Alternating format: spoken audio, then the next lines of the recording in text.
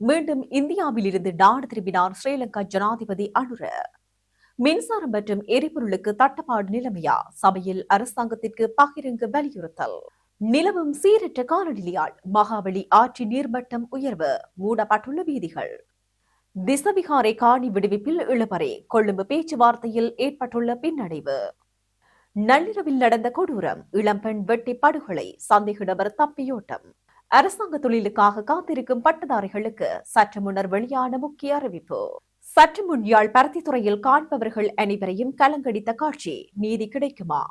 உச்சநீதிமன்ற தீர்ப்பால் பெரும் கடுப்பில் இருக்கும் ட்ரம்ப் புதிய வரி விதிப்பு. வணக்கம், இது யூரோப் தமிழின் இரவு நேர பிரதான செய்திகளுடன் இணைந்திருக்கும் நான் நோமிகா சாந்தகுமார்.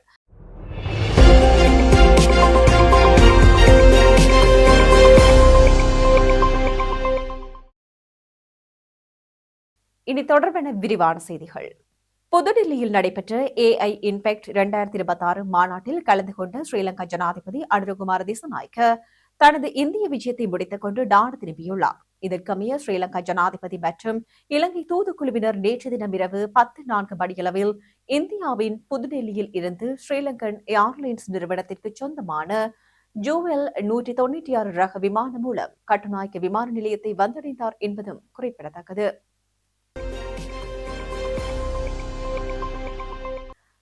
இலங்கையில் 2021 மற்றும் 2022 ஆண்டுகளில் நிலவியது போன்று மின்சாரம் மற்றும் எரிபொருள் தட்டுப்பாடு நிலைமை மீண்டும் ஒருபோதும் ஏற்படக்கூடாது எனவும், இது தொடர்பில் அரசு முறையான வேலை திட்டங்களை முன்னெடுக்க வேண்டும் எனவும் நாடாளுமன்ற உறுப்பினர் கவிந்திரன் கோடீஸ்வரன் வலியுறுத்தியுள்ளார். இந்நிலையில் நாடாளுமன்றத்தில் நேற்றைய தினம் நடைபெற்ற வலுசக்தி துறையில் காணப்படும் பிரச்சினைகள் தொடர்பான சபை ஒத்திவைப்பு பிரேரணை மீதான விவாதத்தில் உரையாற்றும் போதே அவர் இந்த விடயத்தை குறிப்பிட்டுள்ளார். இது தொடர்பில் அவர் மேலும் தெரிவிக்கையில், நடப்பு ஆண்டின் 2வது காலாண்டில் மின்சார கட்டணத்தை 13.8% அதிகரிப்பதற்கு மின்சார சபை பொது பயன்பாடுகள் ஆணைக்குழுவிடம் பரிந்துரையொன்றை முன்வைத்துள்ளது. இவ்வாறான மேலதிக சுமை அடிமட்ட மக்கள் மீதே சுமத்தப்படுகிறது. இதனால் வறுமை கோட்டின் கீழ் உள்ள மக்கள் மிக மோசமாக பாதிக்கப்படும் அபாயம் உள்ளது. கடந்த கால பொருளாதார நெருக்கடிகளால் நாடு பாரிய பின்னடைவை சந்தித்துள்ளது. அத்தகையதொரு இருண்ட காலம் மீண்டும் உருவாக அரசு இடமளிக்க கூடாது எனவும் அவர் தெரிவித்துள்ளார். அத்துடன் தரமற்ற நிலக்கரி இறக்குமதி செய்யப்பட்டமையால் மின்சார சபைக்கு 5 பில்லியன் ரூபாய் நட்டம் ஏற்பட்டுள்ளது. அதிகாரிகளின் இவ்வாறான தவறுகளால் ஏற்படும் நட்டத்தை ஏழை மக்கள் தலையில் சுமத்துவது நியாயமற்ற விடயமாகும் என குறிப்பிடப்பட்டுள்ளது. எனவே நிலக்கரி இறக்குமதியின் போது முறையான மற்றும் வெளிப்படையான பொறிமுறையை பின்பற்றுவது மிகவும் அவசியமாகும் எனவும் குறிப்பிடப்பட்டுள்ளது. தற்போது பெய்து வரும் மழையினால் மட்டக்களப்பு மாவட்ட விவசாயிகள் பெரும் பொருளாதார நெருக்கடியை எதிர்கொண்டுள்ளனர். குறிப்பாக அறுவடை செய்த நெல்லை உலர்த்த முடியாமல் விற்பனை செய்ய முடியாத நிலையில் அவர்கள் உள்ளனர். இதனால் அவர்களினுடைய இயல்பு வாழ்க்கையும் பாதிக்கப்பட்டுள்ளது. எனவே விவசாயிகளின் நலன் கருதிய பிரதேச ரீதியாக நெல் உலர்த்தும் இயந்திரங்களை நிறுவுவதற்கு அரசு கட்டாயம் நடவடிக்கை எடுக்க வேண்டும். அத்துடன் தமது சொத்துக்களை அடகு வைத்தும் விற்றும் விவசாயம் செய்யும் இவர்களுக்காக விசேட வேலை திட்டங்களை முன்னெடுப்பதோடு நெல் உலர்த்தும் இயந்திரங்களுக்கான மின்சாரத்தை மானிய அடிப்படையில் வழங்கவும் அரசாங்கம் முன்வர வேண்டும் எனவும் அவர் தெரிவித்துள்ளார். தற்போது நாட்டில் நிலவும் சீரற்ற காலநிலை காரணமாக மகாவலி ஆற்றின் நீர்மட்டம் அதிகரித்து வருவதாக தெரிய வருகிறது. இதன் காரணமாக சுங்காவில லங்காபுரவிலிருந்து சோமாவதிய வரையிலான வீதி தற்காலிகமாக மூடப்பட்டுள்ளதாக தகவல்கள் தெரிவிக்கின்றன. அதன்படி இன்று காலை 9:15 முதல் இலகுரக வாகன போக்குவரத்திற்காக இந்த வீதி மூடப்படும் என பொலனறுவை அனர்த்த முகாமைத்துவ பிரிவு தெரிவித்துள்ளது. நாட்டில் நிலவும் சீரற்ற காலநிலை காரணமாக நுவரெலியா மற்றும் மதுரை மாவட்டங்களின் சில பகுதிகளுக்கு மண் சரிவு ஆரம்பகட்ட எச்சரிக்கை விடுக்கப்பட்டுள்ளது. நுவரெலியா மாவட்டத்தின் நெல்தாகண்டகின மற்றும் பலப்பன ஆகிய பிரதேச செயலக பிரிவுகளுக்கும் 1ஆம் நிலை மண்சரிவு அபாய எச்சரிக்கை விடுக்கப்பட்டுள்ளது.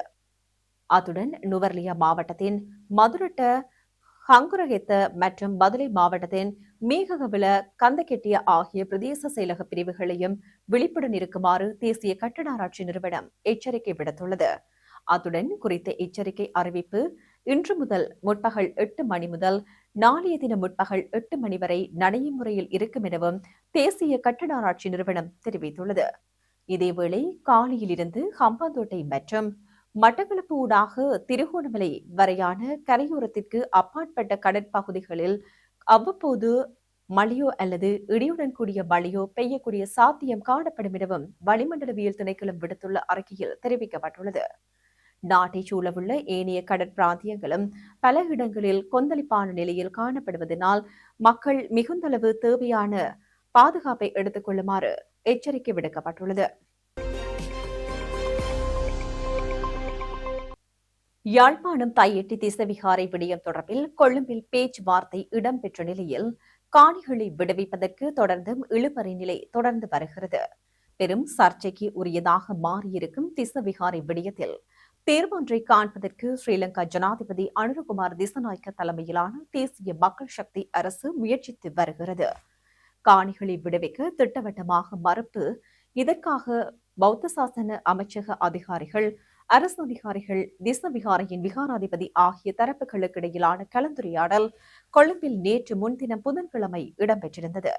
இதன்போதே காணிகளை விடுவிப்பதற்கு திசவிகாராதிபதி திட்டவட்டமாக மறுப்பு தெரிவித்துள்ளதாக குறிப்பிடப்பட்டுள்ளது. திசவிகாரை விடயத்தில் மக்களின் காணிகளை மக்களிடமே வழங்க வேண்டும் என்று நைனாதீவு மற்றும் ஆரியகுளம் விகாராதிபதிகள் வலியுறுத்தி வரும் நிலையில் அவர்களும் பாதிக்கப்பட்ட மக்களும் அழைக்கப்படாமலேயே இந்த கலந்துரையாடல் இடம்பெற்றுள்ளது. காணிகளுக்குரிய ஆவணங்கள் பொது மக்களால் முறைப்படி வழங்கப்பட்ட போதிலும் திசவிகாராதிபதியினால் இதுவரை முறையான ஆவணங்கள் எவையும் வழங்கப்படவில்லை எனவும் குறிப்பிடப்பட்டுள்ளது. மேலும் குறித்த விடயம் தொடர்பில் நேற்று முன்தினம் நடைபெற்ற கலந்துரையாடலின் போதே இந்த விடயம் சுட்டிக்காட்டப்பட்டுள்ளது. இருப்பினும் ஆக்கிரமிக்கப்பட்ட காணிகளை விடுவிப்பது தொடர்பில் எந்தவிதமான தீர்மானமும் இல்லாமையே கலந்துரையாடலின் போது தெரிய வந்துள்ளதாக குறிப்பிடப்பட்டுள்ளது. அடுத்த கட்ட கலந்துரையாடல் மிக விரைவில் நடைபெறும் எனவும் எதிர்பார்க்கப்படுகிறது. குருநாகல் மாவட்டம் பெண்ணலை பிரதேசத்தில் 27 வயதுடைய இளம் குடும்ப பெண் ஒருவர் கொடூரமாக வெட்டி படுகொலை செய்யப்பட்டுள்ளார். இந்த நிலையில் பெண்ணலை பிரதேசத்தைச் சேர்ந்த 2 பிள்ளைகளின் தாயே இவ்வாறு உயிர் மாய்த்துள்ளதாக தகவல் வெளியாகியுள்ளது. அதுடன் குடும்ப தகராறு காரணமாகவே இந்த கொலை சம்பவம் பதிவாகியுள்ளதாக குறிப்பிடப்பட்டுள்ளது. நேற்றிரவு நள்ளிரவு மதுபோதையில் வீட்டுக்கு வந்த 31 வயதுடைய கணவர் தனது மனைவியுடன் வாக்குவாதத்தில் ஈடுபட்டுள்ளார். இதன்போது ஆத்திரமடைந்த கணவர் கூர்மையான ஆயுதத்தால் மனைவியை வெட்டியுள்ளார். பாரிய வெட்டு காயங்களுக்குள்ளான அந்த பெண் சம்பவ இடத்திலேயே பரிதாபகரமாக உயிரிழந்துள்ளதாக சொல்லப்பட்டுள்ளது. இந்த கொலை சம்பவத்தின் பின்னர் சந்தேக நபரான கணவர் பிரதேசத்தை விட்டு தப்பிச் சென்று தலைமறைவாகியுள்ளதாக குறிப்பிடப்பட்டுள்ளது. உயிரிழந்த பெண்ணின் சடலம் தற்போது பிரேத பரிசோதனைக்காக வைத்தியசாலையில் வைக்கப்பட்டுள்ளது. தப்பியுடைய சந்தேக நபரை கைது செய்வதற்காக போலீசார் விசேட விசாரணைகளை முன்னெடுத்து வருகின்றனர். இந்த ஆண்டு 23,000க்கும் மேற்பட்ட ஆசிரியர்களை நியமிக்க ஒப்புதல் பெறப்பட்டுள்ளதாகவும் இந்த ஆண்டு ஆட்சேர்ப்பு செயல்முறையை முடிக்க நடவடிக்கை எடுக்கப்பட்டு வருவதாகவும் கல்வி, உயர்கல்வி மற்றும் தொழில்கல்வி அமைச்சர் ஹரணி அமரசூரிய தெரிவித்துள்ளார். இந்நிலையில் கல்வி, உயர்கல்வி மற்றும் தொழில்கல்வி அமைச்சக ஆலோசனை கூட்டத்தில் பிரதமர் இந்த விடயத்தை குறிப்பிட்டுள்ளார். இந்த திட்டம் தற்போதைய ஆசிரியர் பற்றாக்குறை மற்றும் ஆசிரியர் இடமாற்றங்கள் தொடர்பான சிக்கல்களை கணிசமாக குறைக்கும் எனவும் சொல்லப்பட்டிருக்கிறது. அதன்படி திறந்த மற்றும் வரைபட அடிப்படையில் பரீட்சைகளை நடாத்தி பட்டதாரிகளை நியமிக்க நடவடிக்கை எடுக்கப்படும் என்றும் தெரிவித்துள்ளார். மேலும் கல்வி, உயர்கல்வி மற்றும் தொழில்கல்வி தொடர்பான அமைச்சு ஆலோசனை குழுவின் கீழ் கல்வி கவுன்சிலை நிறுவுவதற்காக நியமிக்கப்பட்ட குழுவின் அறிக்கையை பிரதி அமைச்சர் மஹிந்த ஜயசிங்க அமைச்சர் ஆலோசனை குழுவிடம் சமர்ப்பித்துள்ளதாகவும் குறிப்பிட்டுள்ளார். மேலும் தேசிய மற்றும் மாகாண மட்டங்களில் அமைச்சகத்துடன் தொடர்புடைய விடயங்கள் குறித்து நாடாளுமன்ற உறுப்பினர் எழுப்பிய பல்வேறு பிரச்சினைகள் குறித்தும் கவனம் செலுத்தப்பட்டுள்ளதாக தெரிவிக்கப்பட்டுள்ளது. இது தொடர்பாக சம்பந்தப்பட்ட அதிகாரிகளிடம் விசாரணைகள் நடாத்தப்பட்டு எதிர்கால நடவடிக்கைகளுக்கான அறிவுறுத்தல்கள் வழங்கப்பட்டுள்ளதாகவும் பிரதமர் இதன்போது குறிப்பிட்டுள்ளார். யாழ் கலிகை சந்தியில் வைத்து 15/2/2007 அன்று ஸ்ரீலங்கா ராணுவத்தினரால் கைது செய்யப்பட்ட ஊடகவியலாளர் எஸ் ராமச்சந்திரன் இபிடிபியினருடன் இணைந்து காணாமல் ஆக்கப்பட்ட சம்பவத்துக்கு நீதி கோரி இன்றைய தினம் சனிக்கிழமை சற்று முன்னர் வடமராட்சி ஊடக இல்லத்தின் ஏற்பாட்டில் யாழ் பருத்தித்துறையில் கவனஈர்ப்பு போராட்டம் ஒன்று முன்னெடுக்கப்பட்டது. இதன்போது சிரேஷ்ட ஊடகவியலாளர் மதிவாணன் கைகளும் கால்களும் இரும்புச் சங்கிலிகளினால் பிணைக்கப்பட்டு இரத்தக்கரை படிந்திருந்த போது போன்று ஆடை அமைப்புடன் நீதி கோரிய காட்சி காண்பவர்கள் அனைவரையும் கண்கலங்க வைத்துள்ளது. இதன்போது கொல்லப்பட்ட மற்றும் காணாமலாக்கப்பட்ட அனைத்து ஊடகவியலாளர்களுக்காகவும் குரல் எழுப்பப்பட்டிருந்தமை குறிப்பிடத்தக்கது. அமெரிக்க உச்சநீதிமன்றத்தால் ரத்து செய்யப்பட்ட வரிகளுக்கு பதிலாக அமெரிக்க ஜனாதிபதி டொனால்டு டிரம்ப் புதிய 10% உலகளாவிய இறக்குமதி வரியை விதித்துள்ளார். அத்தோடு நீதிமன்ற தீர்ப்பை பயங்கரமானது என்றும் குறிப்பிட்ட அவர் தனது வர்த்தக கொள்கையை நிராகரித்தவர்களை முட்டாள்கள் என்று கடுமையாக சாடினார். வர்த்தக கொள்கையை நிராகரித்தவர்கள் முட்டாள்கள். கடந்த ஆண்டு வெள்ளை மாளிகை அறிவித்த பெரும்பாலான உலகளாவிய இறக்குமதி வரிகள் சட்டவிரோதமானவை என்று நீதிபதிகள் அறிவித்த சிறிது நேரத்திலேயே ட்ரம்ப் இந்த திட்டத்தை வெளியிட்டுள்ளார். 6-3 என்ற விகிதத்திலான தீர்ப்பில் ஜனாதிபதி தனது அதிகார வரம்பை மீறி செயற்பட்டதாக நீதிமன்றம் தெரிவித்திருந்தது. இந்த தீர்ப்பு வரிகளை எதிர்த்து போராடிய வர்த்தக நிறுவனங்களுக்கும் அமெரிக்க மாநிலங்களுக்கும் கிடைத்த ஒரு முக்கிய வெற்றி என தெரிவிக்கப்படுகிறது. இது பில்லியன் கணக்கான டாலர் வரித்தொகையை திரும்ப பெறுவதற்கான வாய்ப்பை திறந்துள்ளதுடன் உலகளாவிய வர்த்தக சூழலில் புதிய நிச்சயமற்ற தன்மையையும் ஏற்படுத்தியுள்ளது. மேலும் இதுகுறித்து வெள்ளை மாளிகையிலிருந்து உரையாற்றிய ட்ரம்ப் வரித்தொகையை திரும்ப பெறுவது சட்ட போராட்டமின்றி நடக்காது என சுட்டிக்காட்டியுள்ளார். இது தொடர்பான விவகாரம் பல ஆண்டுகளாக நீதிமன்றத்தில் இழுபறியாக இருக்கும் என தான் எதிர்பார்ப்பதாகவும் ட்ரம்ப் தெரிவித்துள்ளார். மேலும் அமெரிக்காவில் முதலீடு மற்றும் உற்பத்தியை ஊக்குவிப்பதாக அவர் வாதிடும் இந்த இறக்குமதி வரிகளை தொடர பிற சட்டங்களை நாடுவேன் என ட்ரம்ப் தெரிவித்துள்ளார். அமெரிக்க ஜனாதிபதி டொனால்டு டிரம்ப் உலக நாடுகளில் இருந்து இறக்குமதி செய்யப்படும் பொருட்கள் மீது விதித்திருந்த பாரிய வரிகளை அமெரிக்கா உயர் நீதிமன்றம் இன்று ரத்து செய்துள்ளமை குறிப்பிடத்தக்கது. செய்திகளின் நிறைவாக மீண்டும் தலைப்புச் செய்திகள். மீண்டும் இந்தியாவில் இருந்து நாடு திரும்பினார் ஸ்ரீலங்கா ஜனாதிபதி அனுர.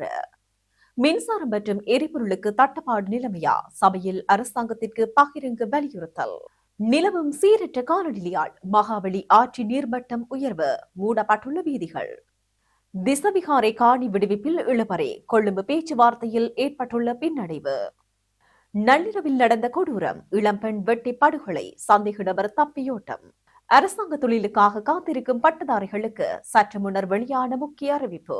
சற்று முன் யாழ் பருத்தித்துறையில் காண்பவர்கள் அனைவரையும் கலங்கடித்த காட்சி. நீதி கிடைக்குமா? உச்சநீதிமன்ற தீர்ப்பால் பெரும் கடுப்பில் இருக்கும் ட்ரம்ப் புதிய வரி விதிப்பு. இத்துடன் ஈரோப் தமிழின் இரவு நேர பிரதான செய்திகள் நிறைவு பெற்றன. வணக்கம்.